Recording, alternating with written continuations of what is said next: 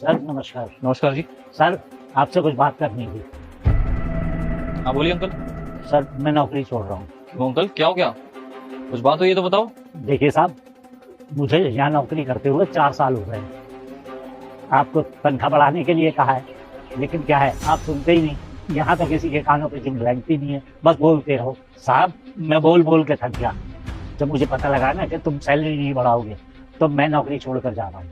देखो वहाँ जो रोड वाला ऑफिस है ना, वहाँ पर मुझे 18,000 की नौकरी मिल रही है।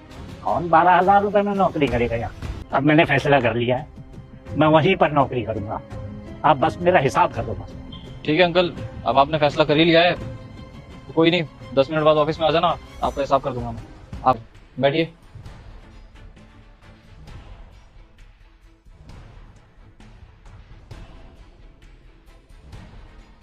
ये लीजिए आपके इस महीने के पूरे 12,000 रुपये।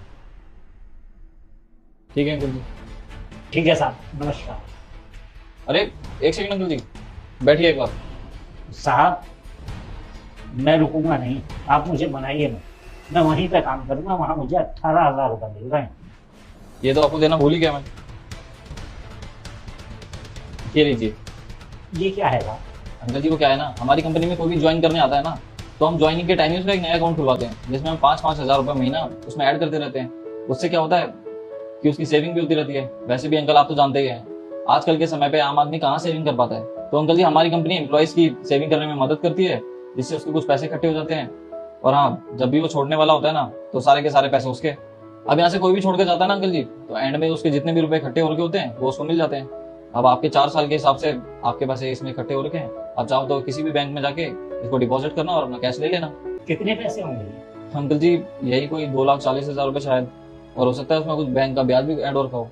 रुक जा बेटा, मुझे देखकर इग्नोर मत करना। आज जो भी 2 घंटे में खुशखबरी चाहता है मैं सब पूरा कर दूंगी। वीडियो को एक लाइक करके चैनल को सब्सक्राइब करना होगा और 5 सच्चे मित्रों को शेयर करना होगा। और मेरे बेटे जाते जाते कमेंट में सरस्वती माँ जरूर लिख देना।